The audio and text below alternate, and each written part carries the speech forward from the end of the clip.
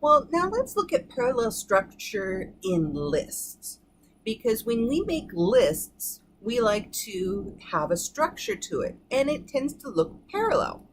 Let's look at this structure. Here's for a fruit salad, and here's for a movie. A fruit salad will have fruit in it. So we're going to name some fruit: pears, peaches, cherries. And in looking at this, there is this parallel structure of pears, peaches, and cherries. Now, looking at the movie, we can describe it with adjectives. It is thrilling, exciting, suspenseful. It's one adjective for each one.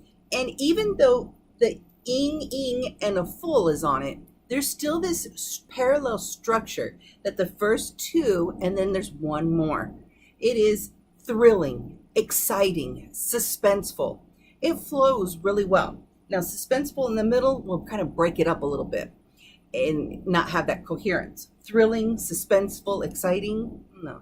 Let's keep these two together and then end it with suspenseful. It gives it like a powerful punch. So let's look at the sample sentences using this. The fruit salad has pears, peaches, and cherries. That's a beautiful sentence. The parallel structure makes it coherent. You hear the consistency. The movie was thrilling, exciting, and suspenseful. That's a beautiful way to have a sentence written, and it sounds good too.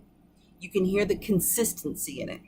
Now, here's some examples of a sentence that doesn't work, and then we can correct it and make it coherent using parallelism.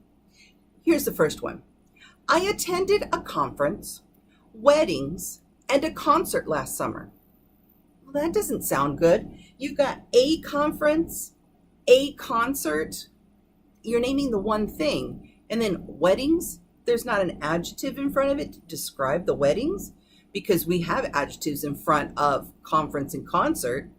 Yes, the determiner. So, I attended a conference, 3 weddings, and a concert last year. Now that sounds much more better, and it flows easier. You hear the coherence in it. It works. Okay, let's look at this one. The first one, no. It doesn't have the parallelism set up for coherence. But the last two get better and better. All right, here, let's look at it. I taught my dog to speak, sitting, and rolling. Okay, you've got infinitive with gerund, gerund.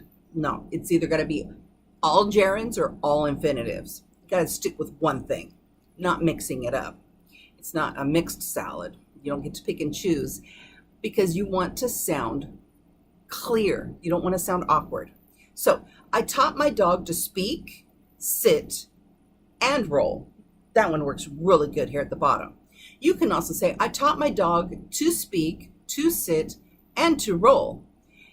That's giving emphasis if you're going to name each of the infinitives on there.